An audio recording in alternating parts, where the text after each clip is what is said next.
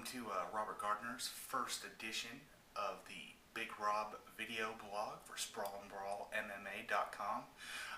The name's a work in progress, guys, so you're going to have to bear with me. I know it's a little lame right now, but today I wanted to talk about what went down at Strikeforce Nick Diaz versus KJ Noons 2 last night. I think it was a pretty good fight card for Strikeforce. A lot of really good action. The night kicked off with a fight between Tyron Woodley and Andre Galvão, a tremendous Brazilian Jiu-Jitsu player, but Woodley combined his vastly improved striking with his superior wrestling and athleticism and brought home a first-round TKO win, the first TKO win of Woodley's young career. Now, Tyron Woodley is a fighter I've been high on for quite some time now. You can go back and search some of my older articles, and I've talked about him quite a bit over the past year and a half now. The guy is tremendous, he's athletic, and he is the future of Strikeforce's welterweight division. Now I know Nick Diaz is a young champion still, but Tyron Woodley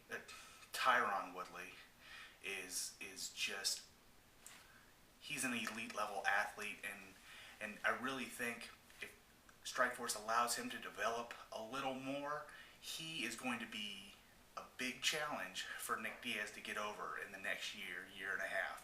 Now, I don't want Strikeforce to rush Woodley into a title shot, but I think they might be, because they just don't have that much depth at welterweight. So it could kind of backfire on him. He's a budding star, but he still does have to develop his game a little bit, and I hope Strikeforce lets him do that, because this guy has the potential to be a longtime champion for their organization.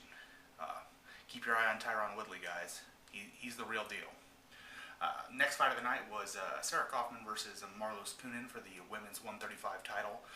Sarah Kaufman was coming in undefeated, and Kunin was coming in following her loss to Chris Cyborg for the 145-pound title, where she was just mauled by Cyborg.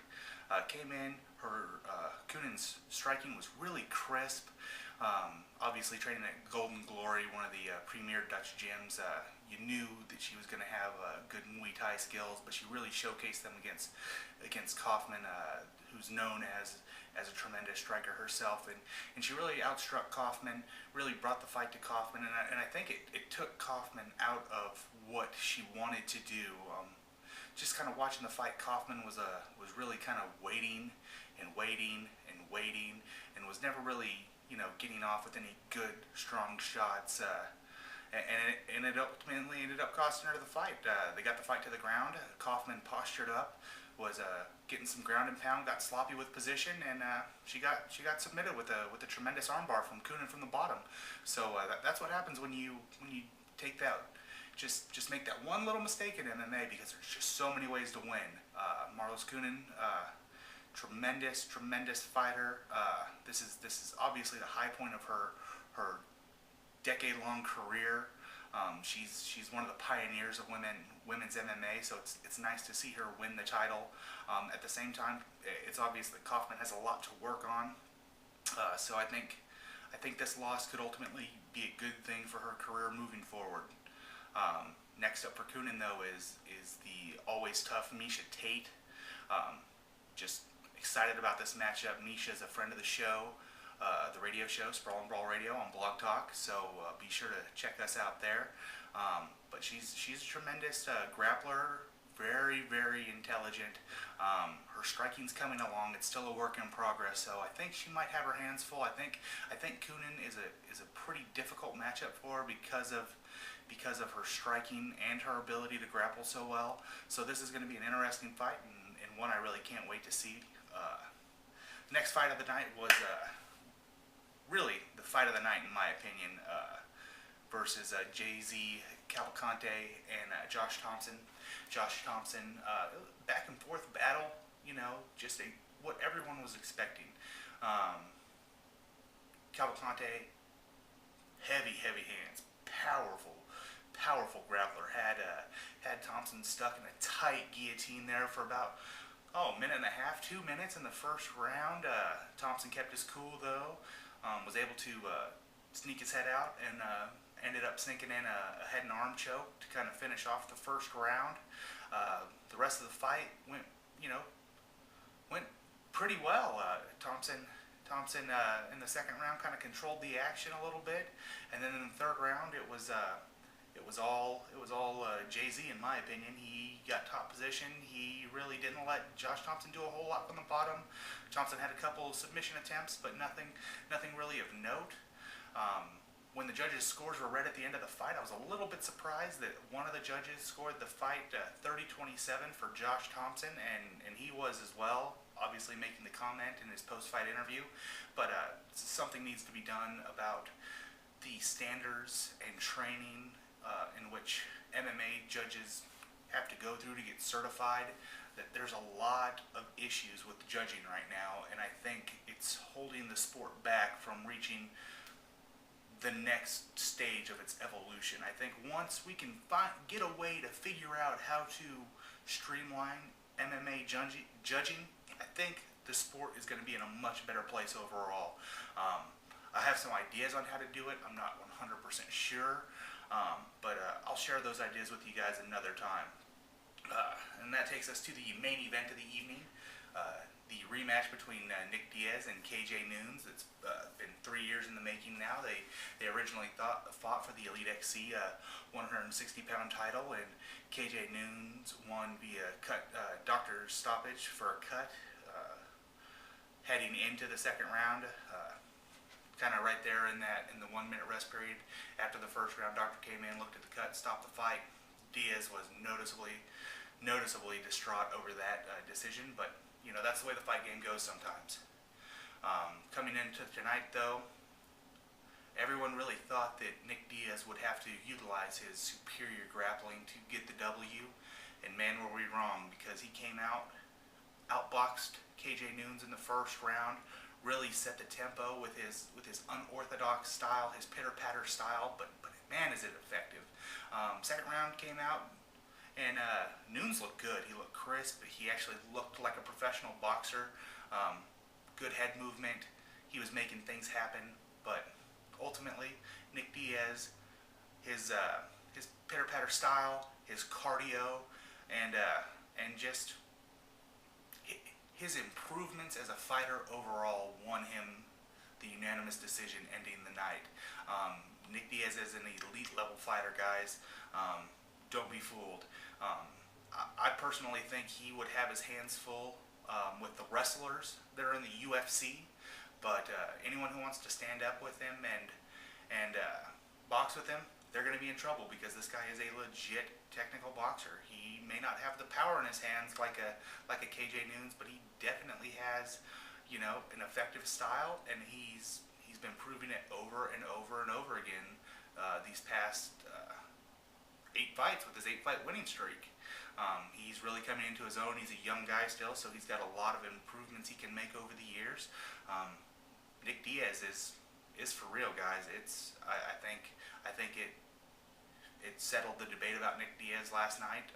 His striking is the real deal, and we all know his ground game is phenomenal. So he's going to be it's going to be tough for anyone to beat him in Strikeforce right now. Like I said, though, Woodley's coming up, and if Strikeforce, if the higher ups there at Strikeforce let him develop, Nick Diaz is going to have his hands full with that kid. So that's a matchup I'm really excited to see down the road. Next up for Nick Diaz, we don't know for sure who it's going to be, but I really hope that Strikeforce utilizes the matchup with Mayhem Miller next, because there's not a title contender in waiting for the welterweight belt. I think the opportunity is right now. It just makes sense on a lot of different levels, and it's a fight I think the fans would be really excited to see. It's a good marketing fight for Strikeforce to kind of tap into the casual fan base a little more. I still think that they're lacking that right now. They can do a lot of things a lot better. Overall, I thought the broadcast was good. Obviously, Strikeforce has some issues with production value still. Their announced team is not very good. Mauro Ranallo is is really good. He's tremendous. He gets you excited. He's knowledgeable. But Pat Miletich and Frank Shamrock, they're just not doing it for me, guys. Frank Shamrock is a horrible, horrible announcer. He needs to be taken out of that announce booth because he's really hurting the watchability of these fights a lot. Because for a guy who knows the sport so well, he cannot convey that knowledge at all in an announcing, in a color commentary setting. The highlight of the night for me was when Gilbert Melendez stepped into the booth and called the Thompson Cavalcante fight. Gilbert Melendez really very knowledgeable, great fighter, but I think this guy's got a future in MMA broadcasting when it's all said and done. I mean, it was just flawless. He knows the sport, he understands it, and he can explain it in an easy manner that's really going to resonate with the casual fan base, I think. He's got a career as a broadcaster, and I really hope that they move forward with that. Last thing I want to touch on is I think I like Strikeforce a whole lot, but I think there's one big thing that's hurting them right now, and it's not the broadcasting, which that's just more of a deterrent. That's something you can tweak it and make a little better. But Strikeforce, throughout the years that they've kind of moved from regional to a premier organization, they've really neglected showcasing their undercard fighters when they have extra time, like last night. The fights ended at 11:10 Central Time when it was all said and done. So you have 20 minutes left in your allotted broadcast time, and it just went to waste. Strikeforce needs to showcase their up-and-coming talent on the undercard so fans can begin to know those names. It's just a good practice. You're developing your up-and-coming crop.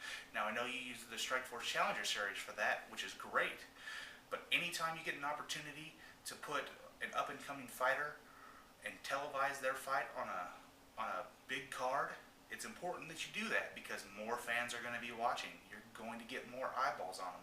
More people are going to be talking about them. It's good marketing. It's something that the UFC does very well.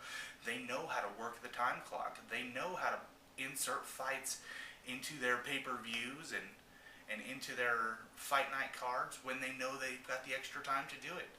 It's something that Strikeforce really needs to start doing. I think until they do that, they're always going to have a problem with fans knowing who their talent is and really knowing who their talent is and having a connection with that talent. So there are some things for Strikeforce to work on, but overall, great card, great night of fights. Looking forward to the next card between Dan Henderson and Babalu. I'm Robert Gardner, and this has been my video blog for Sprawl and Brawl MMA. Have a great day, guys.